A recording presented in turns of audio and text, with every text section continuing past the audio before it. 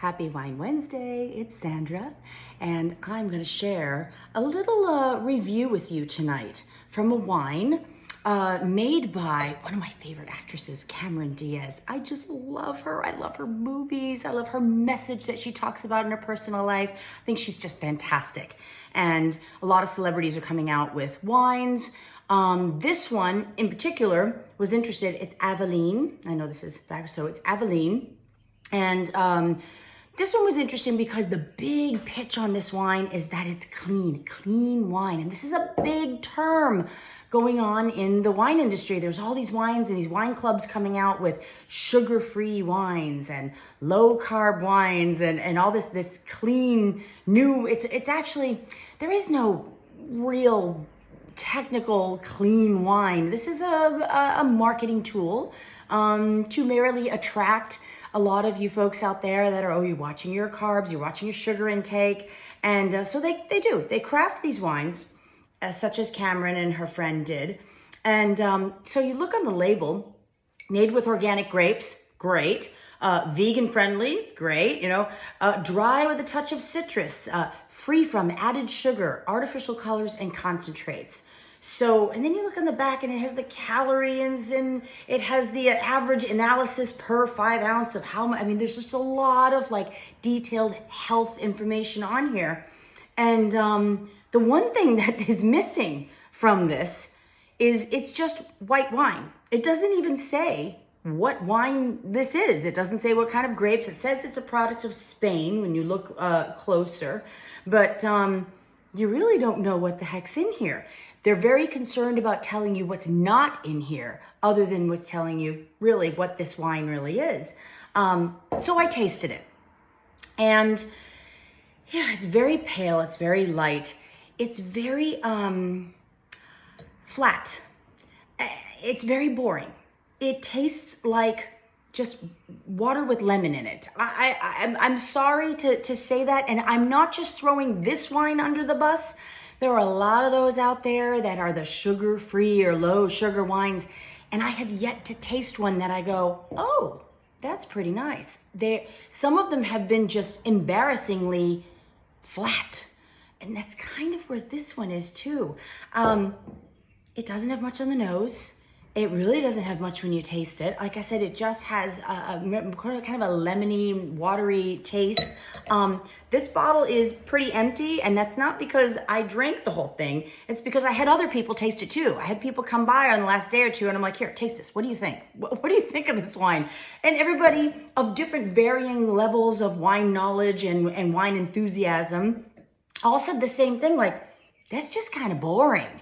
And I agree. I mean, I get it. I understand why this is a great marketing thing and the idea of having less sugar in your body and less carbs. And, people say, oh, 1 glass of wine and I have a headache, especially when girls get into their 30s or 40s and 50s. Like, people are like, I can't drink wine anymore. Gives me a headache, makes me stay awake all night. The sugar's burning off in my body. So that's why they're making these wines, why they have these clubs and all this stuff about the low sugar. Well, think about it. Grapes are fruit. Fruit is sugar. So how do they make these wines? A couple of real ways. I'll go fast. They, when the grapes stay on the vine and they ripen and ripen and ripen, the more they ripen, the more sugar is in those grapes. So in a lot of these wines, they'll pick the grapes a little early before they get to that real lushness to them, right? So that keeps the alcohol level down, because the lower the sugars in that grape, the less alcohol that's going to be in the wine. So if they had let the grapes stay on longer, there would be a lot more sugar in there that the yeasts would have to eat away to create the alcohol. So it creates a bigger amount of alcohol in there. So that's like the number one thing about the alcohol content in here and the sugar content. They don't do any added sugars. There are some regions where it's, say, cooler, where they have the lower alcohol wines, where it's not so hot, like in California or maybe down in South America. And when the wines are made in a cooler region, the grapes stay a little tighter and they don't express that big, lush fruit flavor. And so sometimes in those regions, they'll add like a little beet juice. They'll add some unfermented grape juice to plump up the flavor. which also talks about residual sugar. So when you're having, say, a big Chardonnay and it's got, 14.5% alcohol, that wine is also going to have that residual sugar, which is really just it's really the flavor of the wine. It's the lushness of it. The residual sugars in those Zinfandels and Cabernets and Chardonnays and all those big yummy wines, that's what makes them yummy.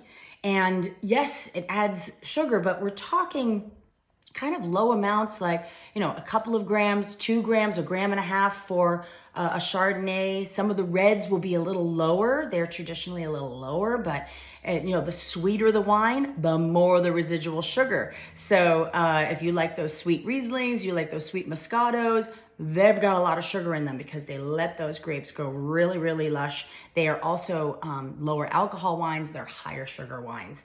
So these are very crisp and dry. I understand the desire to want these wines to be something that you want them to be. This wine to me would be for somebody, like I have a lot of friends that are great big gym rats and they're really fit and they don't drink wine because of sugar, so they're more of the vodka soda kind of people. This is probably more up their alley. They're not really concerned about the lushness, the flavor, the mouthfeel of the wines. That would be more appropriate for that crowd. But for those of you that really love your wine and really love exploring and trying different varietals, and this is not going to be up your alley. And I challenge you. I have a lot of friends that are involved in these, they're selling these monthly subscriptions to these, low alcohol, low sugar wine clubs. Please challenge me. Find me one, because I've tasted a bunch of them. They're just not up my, I just don't like them. I'm sorry. I just don't. Sorry, Cameron. I love you, but I just would never buy this again, guys. Summer to me with fresh, beautiful, lush flavors in your wine are all about what's complementing your food and the mood and the atmosphere that you're in. I'm just not a big fan. For those of you that say, it gives you a headache or you're getting some sort of feeling, definitely stick with organic wines and biodynamic wines.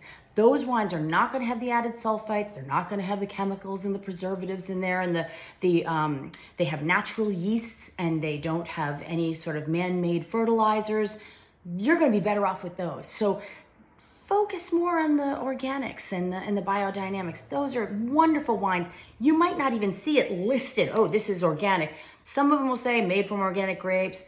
A lot of the wines in Spain and Italy and France, they're all using organic practices. So if you find a wine that you like, look it up on the internet and you'll see in the description of the vineyard how proud they are that they're organic farming or they're biodynamic farming.